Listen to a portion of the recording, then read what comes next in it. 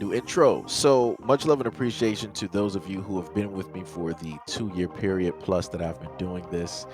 Thank you for showing your love and support to the channel. And to anybody else who is brand new to the platform and you would like to support the channel, also you can do it by way of Patreon, Anchor, the clothing store, and also the shoe shop that is listed in the comment description below. And again, thank you to any and all of you guys who have been here to support this channel during the 2+ year period. I wouldn't be able to do what I do every single day without you.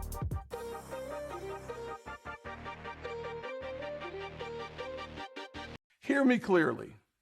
America is not a racist country. We need to address, well, first of all, no, I don't think America is a racist country. A Massachusetts police department that previously decried racism has rehired one of its former cops who retired following the attention to his racist social media post that encouraged police brutality against protesters and wished harms to immigrants. Specifically, Michael Wilk posted about his desire for police officers to harm people looting in New York City, shared images of purported immigrants being hurt by wire while crossing the border, and seemingly supported the idea of police officers kneeling on suspects in a misguided comparison between the Colin Kaepernick's kneeling protest of the national anthem and Derek Chauvin's murder of George Floyd. It was in that context that the Chicopee Police Department not only decided Wilk was worthy of being rehired, but Chicopee's mayor, who moved to remove Wilk from his job as department spokesperson in June of last year, inexplicably defended the decision to put the disgraced and likely racist cop back on the payroll. Bishop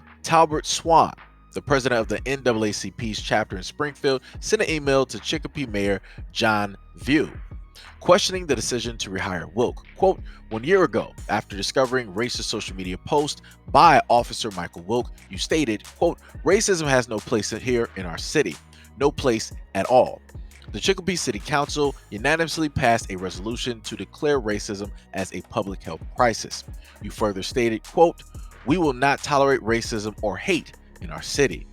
Swan later added that, quote, it is hard to fathom the rationale as to why Officer Wilk has been rehired a year after retiring following public outcry over his racist actions. In return, defended Wilk's rehiring because he stated that the job would not be in the same capacity as his former position. It would appear that the mayor is trying to justify rehiring Wilk because Wilk has never actually been fired. Instead, he was extended the privilege of retiring. These social media posts from public servants like police officers and firemen are hardly a new phenomenon. However, the situation in Chicopee seems to be one of the first instances of a police officer who was ousted for racist actions being rehired by the very same department. Racist sentiments, similarly to those expressed by Wilk on social media, were at the center of a fire chief in South Carolina who in April was placed on leave after he wrote on Facebook that cops should just ignore calls for help that come from the black community. Quote, dear police, stop responding to these black neighborhoods. They will eventually kill each other and the fake news won't have a story. This is America. So I guess these are a part of the good bunch, right? The good ones that, you know, America always talks about when they always want to say that, oh, quote unquote, America doesn't have a race problem. We don't have a race issue. You know, those who want to talk about race are really the racist runs because, you know, it's not about, you know, color. It's not about, you know, your ethnicity. It's about being American and what you do for American, what you add into the melting pot and all this, you know. What? Bro, what are you talking about, man? Know, all this nonsense, right? And their main thing is to try to excuse away, to try to deflect from the fact that people like this exist in America. And if people like this exist in America, then you have families that exist like this in America. And if you got families that exist like this in America, then you have communities that exist like this in America. And if you have communities that exist like this in America, guess what? Then the racism, bigotry, and discrimination is far reaching. Both hands, all over the map of the United States. As far as you can put your hands, that's as far as that racism is basically going. So that means that goes from the police departments to the firefighters to the EMS to the people that work on the streets to the people that work in the local convenience stores, the business owners and the landowners and the people that own the landfills. Every single thing that you can potentially think of right, where these people live and they have their families and their communities, these are the far-reaching tentacles that are unseen, that the main public out here wants to make it seem as though that, oh, it's only a few of them, it's not really a lot, don't let the small minority really represent the majority. Bitch, you guessed it. Well, this is the problem. If the majority don't want to 100% acknowledge the fact that these people even exist, Stop it. Get some help. that this is the way that they talk, that this is the way that they see black people, that this is a carry on from previous history and previous generations, then guess what? This is going to be a losing battle and everybody's going to lose. Because at the end of the day, all you're doing by not wanting to put all of this out there is that you're lying to yourself. You're telling yourself a very good bedtime story because you're afraid to turn off the light. Because the moment in time that you know that that light is turned off, your safety net is basically gone. Your mind is going to start wondering. So whenever you start to hear the wind move, you're going to think it's some ghost out there. Whenever you think that you hear some noises and you got a couple of tree branches hitting your window, you're going to think somebody's trying to break in and rob you. This is for everyone you've killed! England murderer! Hold your fire! This man isn't black!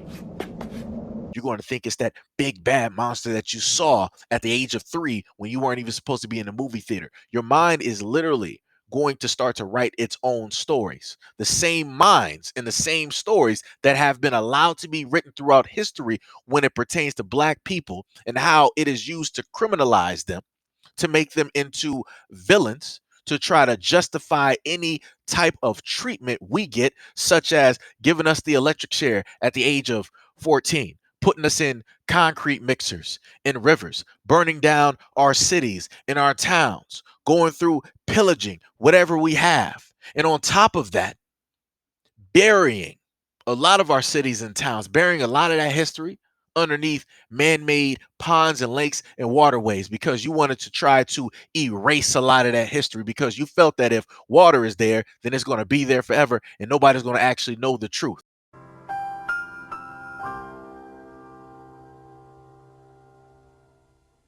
Well, actually, we do, because obviously somebody kept track of it. Because the only thing that you are good at doing is lying. You're lying to yourself, which then means in turn that you're lying to everybody else. This day, to this day, to this day. Because at the end of the day, y'all are real ones that actually know the history, that can actually acknowledge this because you guys have a very good track record of keeping up with every single dirty little thing that you have ever done. But you want to sit up there and hide that in the darkness. And you want to sit up there and turn tail and act like that never happened. It never existed. Don't talk about the past. Don't talk about slavery. Don't talk about what happened during the civil rights era because that has nothing to do with right now. Let's focus on what we have right now instead of the past. But yet, without history, without the past, we would never have a future.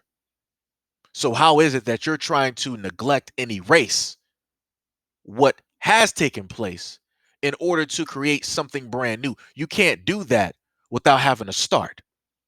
Obviously, somebody must have missed that when they decided to come up with this curriculum where they're like, oh, in Texas, we're not going to really talk about race. We're not going to talk about the civil rights movement. We're not going to talk about what happened to the indigenous people because that has no bearing on, what transpired or, what really took place.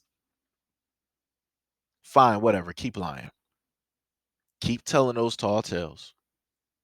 Keep telling yourself that there's nothing in the darkness when realistically there is. It's you at the end of the day.